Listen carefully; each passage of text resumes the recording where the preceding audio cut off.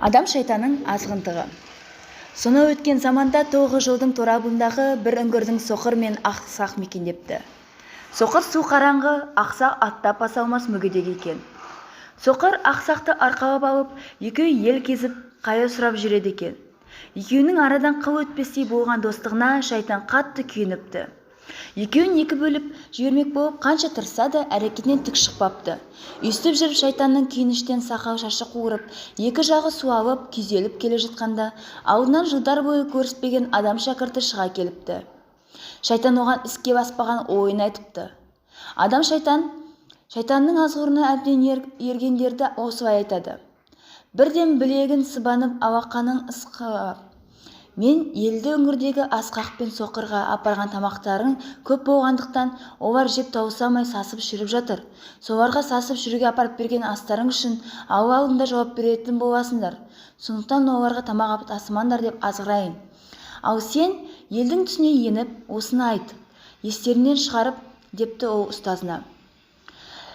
Екі шайтанның жоспарлағандай-ақ ел екі мүсәпірге қарай сыласудан тыйылады.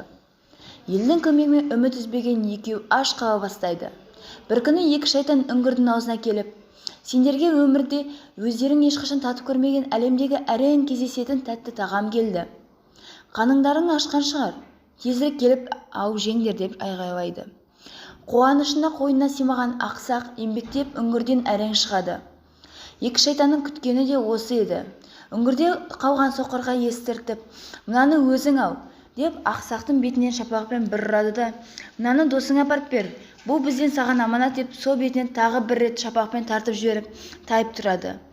Ақсақ ашудан қыстығысып қалып жылай жіберіп жаздайды. Соқырдың қасына қайта келіп сөйлей алмай тұтығып қалады. Оны асыға тосып отырған соқыр: неге үндемейсің, әлгілерден әкелгенін бермейсің бе, дейді. Ештеңе берген жоқ, екі бетімен шапалақпен екі ұрды да кетіп қалды, дейді ақсақ жыламсырап. Аманатқа қиянат жасамас болар еді, дейді соқыр. Соқырдың сенімсіздігі мәні тереңде еді. Ол дәмсіз тағамдар жеген күндері осы ақсақ дәмдісін өзі жеп отырған жоқ па екен деп күмәнданды. Аш қалған күндері менен жасырып, өзі жеп жүрген жоқ па екен деп күдіктенетін. Саған қанша жыл көрсеткен еңбегім ақталмады-ау, дедіп егілді ақсақ. Ал екі шайтанның езулері құлақтарына жетіп мәз болды. Әрдайым нәрсенің өзінің жеп дәмсізін маған беретін адалдығының білем. Жанағының жасырғанын ашкөздік қой. Ені жасырыппын, дейді ақсақ байғұс шырылдап. Әлемде жоқ дәмді тағам әкелдік, деді ғой жанағылар. Өз несібемді өзіме бер. Екеуінің арасында талас тартыс ұлғая түсіп, екеуі алыс кетеді. Бұлар тамақ әкелген адамдар әрең ажыратыпты. Содан кейін екеуі татуласпады.